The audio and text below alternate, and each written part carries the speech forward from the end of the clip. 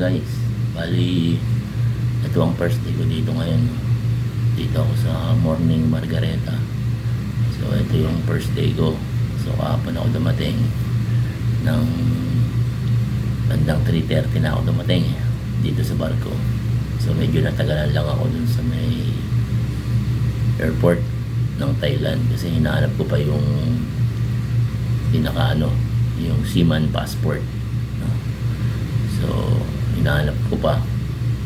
So buti nakita ko, napagtanong ako dun sa mga immigration.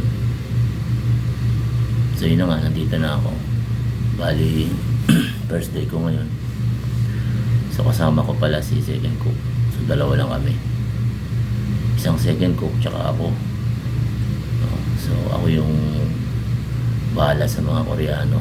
So si second cook ang bahala sa mga Pinoy. So ganoon na lang, bali tulungan na lang kami.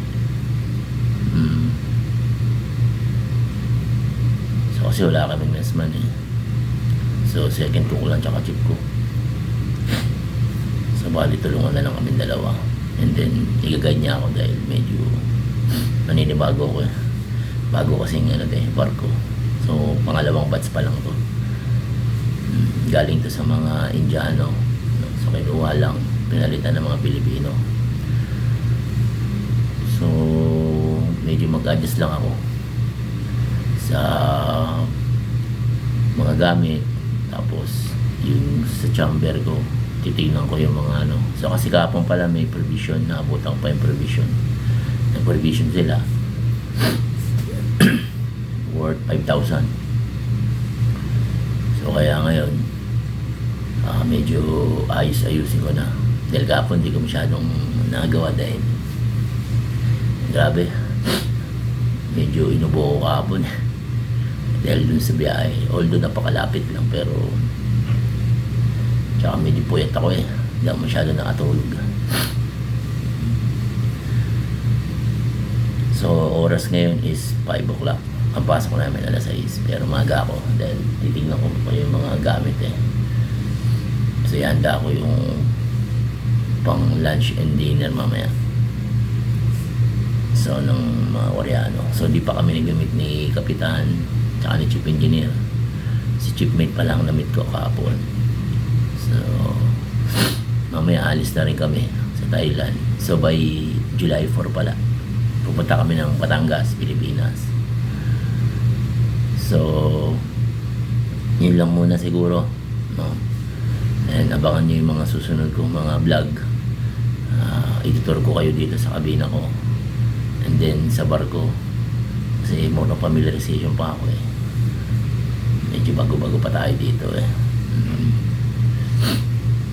Okay, and then so mag-a-adjust pa ako. So meron pala rito ako nakasama. Kasama ngayon si Boson, si Jomaret. So dati siya sa Parola, ngayon nandito na siya. So nakita kami kahapon ni Maestro. So kwento-kwento. Siyempre matagal siya sa Parola eh. More than 21 years siya. And then usap-usap kagabi. So masaya at medyo maganda yung pag-welcome. And at the same time nasa barko ka na. So hindi ka na masyadong mag-iisip. Kasi pag nasa Pilipinas at pasampa ka pa lang, marami ka nang iniisip eh.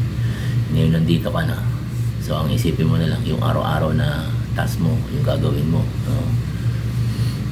And then sa pakisama, wala namang problema eh. Hanggat marunong lang tayo makibagay, no? So walang problema yan. So guys, yun muna. Pe-prepare muna ako ng mga kailanganin ko. So sa mga susunod, may mga pag-uusapan tayo, mga usapang barko. Kung ano yung mga gusto nating malaman, kung ano yung pwede kong may-share tungkol sa pagtatrabaho dito sa barko. Lalong-lalo na sa mga aspiring seaman na gusto magbarko. Lalo na yung mga kusinero na gusto maging messman, second cook, and especially chief cook. So pag chief cook ka na, ito na yung pinakamataas na position sa barko. So, wala ka na iba pang hihilingin pa o hingin pa. So ang gagawin mo na lang is i-ano mo yung trabaho, gawin mo na lang gampanan. And then kung gusto mo mas malaking sweldo, so maraming mga agency na may mas malalaki pang pasahod, no? So dito naman sa Southfield, so okay naman yung bigay sa akin dito. Nakakatuwa, nakakataba ng puso. So guys, yun muna. So see you next vlog natin. So welcome sa akin dito sa Morning Margareta. Thank you.